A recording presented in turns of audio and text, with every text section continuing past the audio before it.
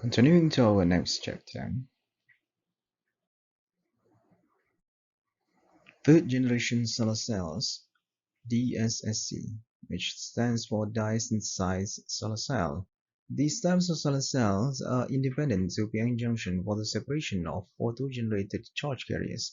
It comprises of multiple energy levels, multiple carrier pair generation, capturing carriers before thermalization, and its advantages are including the possibilities for tuning the bandgap. It is able to harvest light from various parts of the solar spectrum, and fabrication of the devices on the flexible substrates, molecule-to-molecule interactions, and also it is a low cost and it is easy to fabricate. These are the example of a typical DSSC device. As you can see here, this is the glass and this is the anode. This is the dye that they are used, hence the name of DSSC. This is the electrolyte and also the cathode. The DSSC consists of semiconductor layer that is formed between photosynthesized anode and also an electrolyte. The anatase phase of TiO2 nanoparticles are generally used as the anode layer for DSSC because of their stability and non-toxic nature. In this category, the ruthenium dye absorbs the light, incident sunlight, into induced electron transport, promoting an electron from a lower orbital to an excited one. The excited electron is injected by the dye into the TiO2, and the chemical diffusion of electrons from the TiO2 layer into the indium tin oxide ITO conductive layer, which creates an outer circuit. The electrons then return to the cell to complete the circuit and bring the dye back to its normal state by using an electrolyte solution that helps carry electrons through the cell. These cells are like a sandwich in which two conducting glass are overlapped. Platinum electrode is generally used as the cathode part, and a mixture of iodide or triiodide redox couple as the electrolyte. The main limitation of DSSC is the synthesis of the organic dyes and their chemical stability. The advantages are it offers a short energy payback time. It is easy to integrate. The disadvantages of this type of solar cell are the efficiency of organic solar cells is less than about 5% when compared to the silicon solar cell, which is about 15%. They are stable in the dark but degrade in light conditions. Moreover, as electricity cannot flow very easily in organic solar cells, its efficiency is thus limited. This is due to the poor generation of as well as the extraction of electrical charges in these types of solar cell. Its lifetime is less compared to the inorganic solar cell, which as the organic materials degrade rapidly in ambient exposure. Moisture and air along the sunlight further degrades the performance over time. Perovskite solar cells. Organic or inorganic halide perovskite solar cells have emerged recently as promising cost-effective and high-efficient nanostructure devices. They appear to have be particularly attractive as next-generation solar cell devices owing to their high power conversion efficiency. The first perovskite solar cell was developed by 2009 by Miyazaki. The power conversion efficiency was 3.81%. Now the reported maximum power conversion is higher than 25%. That is higher than the organic thin film solar cell. This is the structure of the metal halide perovskite. As you can remember from earlier chapter of our lectures, we have also demonstrated the structure of metal halide perovskite, which is consists of ABX sub 3. The highest efficiency reported for perovskite solar cells have been mainly obtained by using methyl ammonium lead halide perovskite materials. In perovskite structures, with general formula of ABX sub 3, which the X stands for halogens, A is the cation occupies cubyl octahedral site, and B is the cations which occupies the octahedral site of a cubic unit cell. When O2 anion is used, A and B are usually divalent and tetravalent. Other combinations also exist. Perovskites containing halogen ions allows these monovalent and divalent cations in A and B sites to fulfill the charge neutrality. The inorganic light halide perovskite material crystallizes into ABX3 type, where A is an organic methyl ammonium cation, B is the plumbum or selenite, and XD is the halide ion. This is an example of a typical structure of perovskite solar cells, which has a compact TiO2 and also a mesoporous TiO2 layers. This is also shown as a standard schematic diagram of a perovskite solar cells. The size of a cation A should be suitable for the formation of close-packed perovskite structure, and must be fitted into a space that composed of 4 adjacent corner-sharing MX6 octahedra. The formability of this kind of perovskite is estimated based on its geometric tolerance factor. In various lead halide perovskite materials, methyl ammonium lead iodide with a band gap about 1.5 and 1.6 electron volts with a light absorption spectrum up to wavelength of 800 nanometer has been measured. It is extensively used as a light harvester in solar cells. The advantages of perovskite solar cell, it is easily fabricated using a simple industrial roll-to-roll technologies which are capable of fabricating polymer solar cells. And the disadvantages of this type of solar cell is though stability and performance of this generation of solar cells are still limited and at a lab scale. However, they have a great potential and can be easily commercialized in the near future. Next is the QDB solar cells, which stands for content dots. Solar cells based on QDs make use of the content dots properties, namely the dependence of the bandgap on the content dot size and high efficiency of the absorption of solar radiation in the visible near and IR regions. This allows one to fabricate multiple junction cells using content dots of identical composition but in different sizes.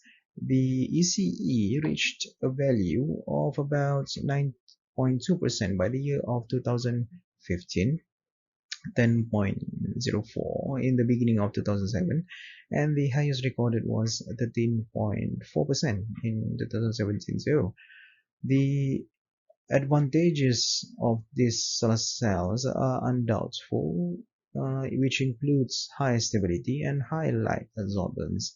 However, the efficiency of charge transport is low. It depends on the quality of the QD layer and also the surface ligands that is used. These are the example of a structure of QD-based solar cell. Tandem solar cells. Tandem solar cells is an efficient way to improve existing technology or some process. Tandem is the result of that. More than 50 years ago, William Shockley and Hans Joachim quasar made an interesting discovery, what is now called the Shockley quasar limit. They theoretically calculated that solar panels with only one single layer suffers efficiency limitations as they are unable to absorb light in its fullest. In this graph, you can see the yellow part is the maximum available theoretical energy from a standard single junction solar cell. The orange part is the charge extraction losses, that is technological and material imperfection losses. The blue part is the losses from energy that has been absorbed but converted into heat. This happens when a photon has higher energy than a bandgap of semiconductor. All parts of energy which is above and goes to heat. And the pink one shows the losses due to low energy of light photons to create charges. This energy must be the same than a bandgap of the semiconductor itself.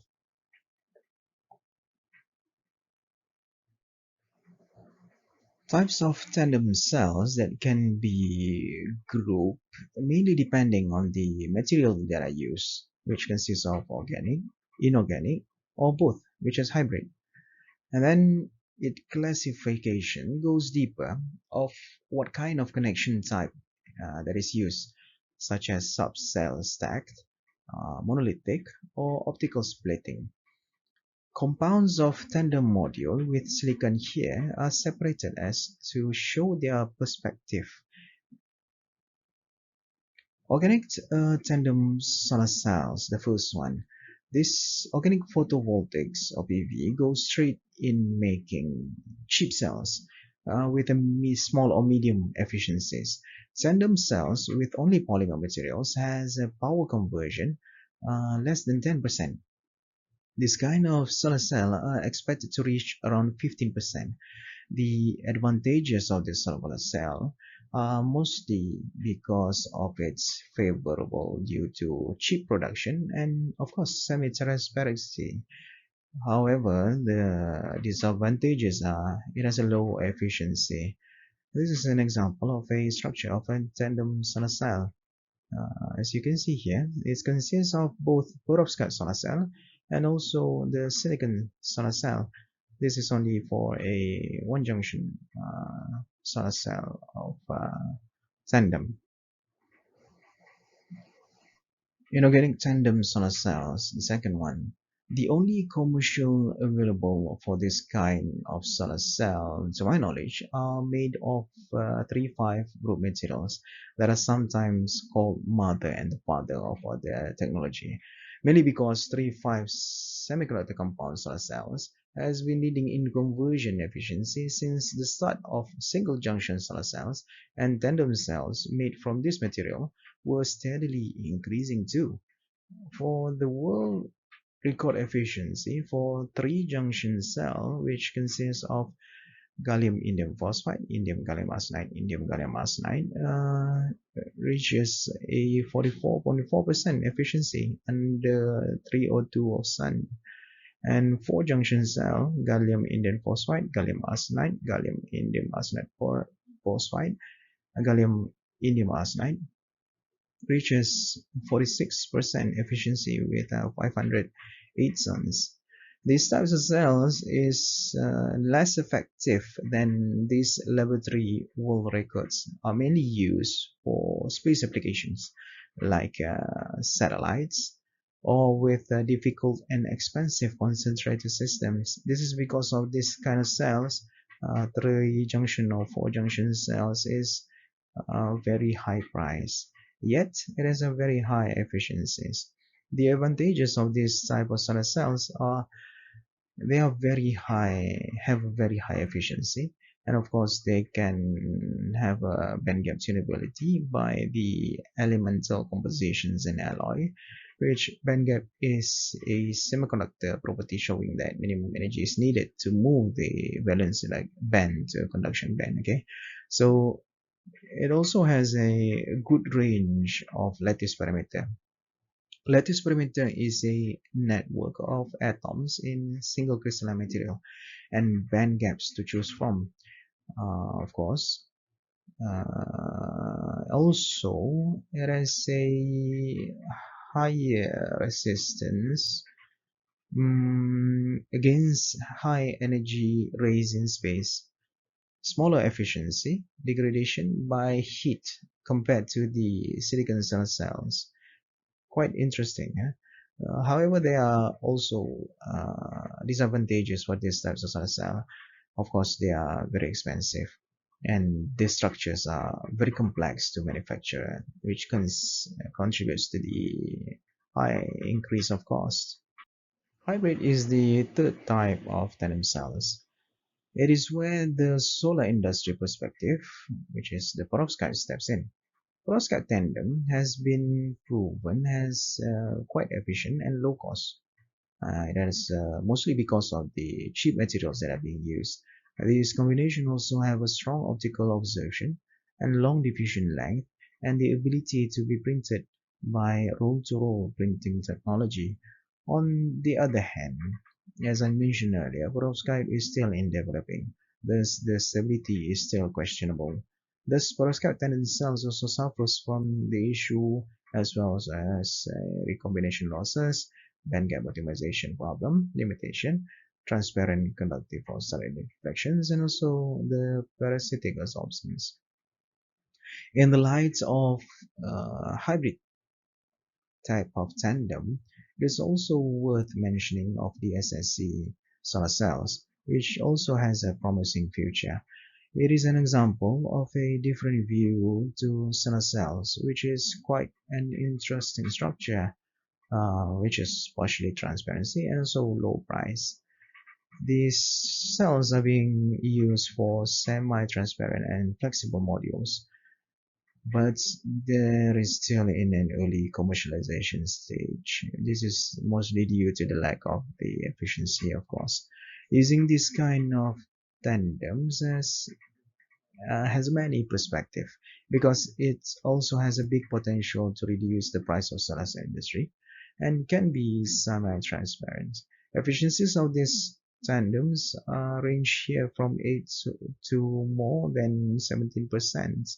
For example, here for a 7.1 efficiency, we use both the SSC and the SSC, but with different dyes for each of the subcells.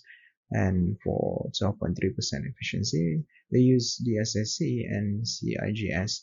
Remember, CIGS is a member of a thin film solar cell family, and 7.63 efficiency, which is achieved by the SSC and also gallium arsenide. Gallium arsenide, as you remember, is a 3,5 good alloy. Tandem cells with silicon. Even the SSC has an interesting prospects. It is still the product of a future. On the other hand, we have tandem with silicon, which brings interesting results today. It was found that silicon mixed in tandems with 3,5 group materials, such as CZ, TS, CIGS, perovskite, or even polymers, producing a promising outcomes. As a record that are available today for their efficiencies, for example, is the 17.23%, which consists of the SSC and also silicon, 12.31% amorphous silicon with the SSC, perovskite with silicon, which is mechanically stacked tandem. Mechanically stacked tandem is means that they were grown in two different situation, and then they mechanically stack the substrate between them to produce this type of device or solar cell. 23.6% is the perovskite with silicon. This is monolithic tandem, which means that we can grow directly on top of that same substrate. 16.8% CZT with silicon. So this is the structure of the tandem that was mentioned before with silicon wafer and perovskite material. So because it is a tandem structure, so what are the challenges that we are facing now for this type of solar cell? The first one is a compatibility issues between layer. First and the most important set of problems needs to be solved when introducing these devices is the layer compatibility. Researchers are focusing on a material uh, compatibility issues of the top and the bottom of solar cell. The top of solar cell requirements is including it must absorb the part of light to generate electricity. However, it must be also transparent to let through the light, which can be absorbed by the bottom cell. These two electrical devices are working at the different voltages and currents, which requires a serious development to get out of the to get the maximum power for each of them.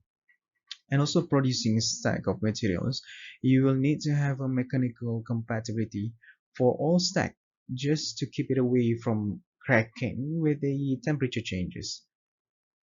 The second one is the lack of technological solution for mass manufacturing. You must combine this technological sequence from these two different or three different or four different types of these devices sequence for producing the tandem device, which is so-called a routing card, in a way that is but each of the following technological steps will not destroy the previous created structure, right? And also all of this process must has a good scalability to be suited for mass production, of course. The durability for these devices, there is no sense to develop a tandem with which one of the cell will stop working after the fraction of time during the lifetime of another cell. So it must be simultaneously equivalent, right? And of course, the third one is the cost efficiency. The logic behind of introducing tandems is to overcome the theoretical limits of a single cell efficiency, which is around 30%. But, however, it also must come in a cost competitive price comparing to the mature technologies like silicon-based solar cell that are currently existing. So this is the technology readiness level TRL for all overview of the PV technologies. So for example here, this is the TRL1 and TRL2. TRL1 is the basic principle or basic theory that we came up with, okay? So it is called TRL1. TRL2 is the technological concept, means that we develop the theory and then we can implement it in a technology scale. So this is the invention part. So in here, still exists is the semi-transparent solar cell, except the 3.5 and also silicon, which is also still in CRL2. So for example, in the institutes nowadays, it starts with the TRL3 until TRL6. TRL3 is the proof of concept. For this part, when we hypothesis the invention, so this is the concept validation part. So this is where we have a proof of concept and also we can validate it in a laboratory. So this is where perovskite exists now, as mentioned above, still in the validation of laboratory, while entering the next one is the TRL5. So for TRL5 is the validation in relevant environment. So as you remember earlier, perovskite has a problem in air stability. So they are working hard on achieving to this TRL5 level.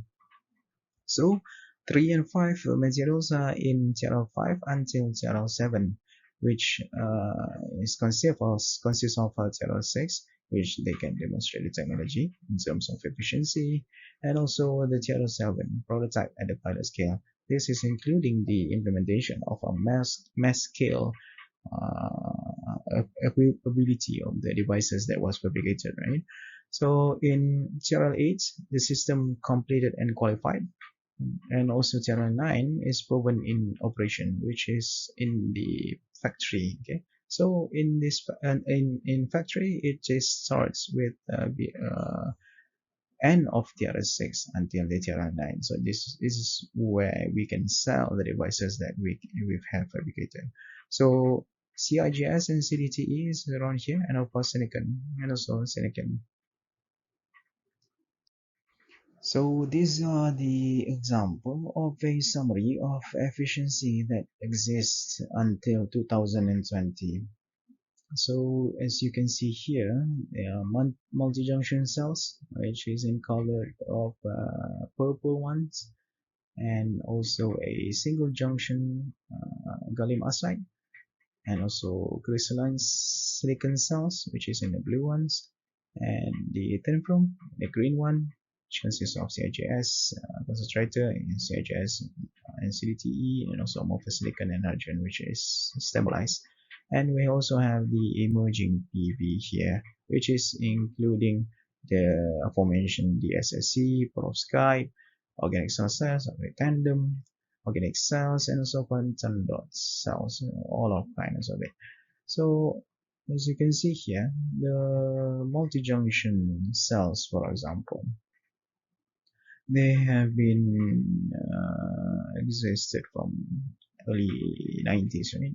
Until now, the efficiencies were for example here, the single crystal. Okay, single crystal starts from the 1990s until now. The efficiency is from 60%. Now it is around 30 plus 35, 35.5. And following with the crystalline cells, starts early from 1970s until now. We have increased about 27% of efficiencies. And these emerging solar cells, which is starting from the early 2000, but the SCC exists since the 90s, right? So the emerging that we have here, which is limited up to 13 or 14 percentage of efficiencies. So as we have discussed earlier, the problem is how to make it competitive with the current existing crystal cells type that we have in the market right now. Next generation solar cells, phosphorine nanosheets. Phosphorine is a nanomaterial that is made from phosphorus. It is shaping up as a key ingredient for more sustainable and efficient. Top-down protocol is introduced herein to prepare this solution process few layer phosphorine nanosheets using vortex fluid mediated exfoliation under NIR pulse layer irradiation. Shear exfoliated method requires a short processing times and produces high crystalline, atomically thin phosphorine nanosheets, which is around 4.3 nanometer. The as-prepared phosphorine nanosheets are used as an effective electron transporting ATM for a low temperature process, planar NIP perovskite solar cell PSS. With the addition of phosphorine, the average power conversion PC increases from 14.32% to 16.53%. The maximum they achieve is around 17.85%. This is observed for the phosphorine incorporated PSAs, which is comparable to the devices made using the traditional high temperature protocol. Experimental and theoretical, which is the density functional theory investigations, reveals that the PC improvement are due to the high carrier mobility and suitable band energy alignment for the phosphorine itself. This work is not only paves a novel synthesis of 2D materials, but also opens a new avenue in using phosphorine as an ETM in PV devices. So this figure shows you that the phosphorine nanosheets that was fabricated with the characterizations of including the morphology and also the Raman spectra and also the wavelength produced with these phosphorine nanosheets. So this is the magnified characterization of morphology using TEM. So you can see here, this is the gold electrode and the spiral or metal layer perovskite is over here, and this is the TiO2 plus the phosphorine and the F2 electrode and also the glass substrate. And you can see here also the Raman shift and the histogram between two TiO2 and TiO2 phosphorine frequency versus efficiencies of these devices, and also the JV graph and also the EQE for this type of PSC devices. Lead-free semiconductor material to synthesize perovskite solar cells. So we need to eliminate the lead. As you can see, as you understand, lead is quite toxic.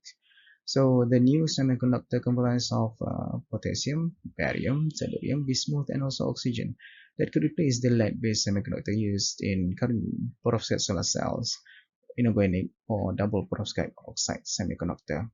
It has a experimental indirect band gap of 1.88 electron volt and shows high stability. The combined data analytics and high throughput density functional theory calculations to search through thousands of hypothetical inorganic double perovskites containing bismuth and predicts KBATE-BiO6 has a potential PV material which subsequently synthesized using a chemistry route. The calculated mass of charge carriers of these types of solar cell is comparable to the best performing bismuth halide double perovskites. They demonstrate that the untapped potential of inorganic bismuth-based double perovskite oxides that offers the stability to change both of the cation combination and the stoichiometry to achieve the desired electronic properties as exciting, benign, and stable alternative to lead halide perovskite for various semiconducting applications. Thank you everyone. Take care and see you next week.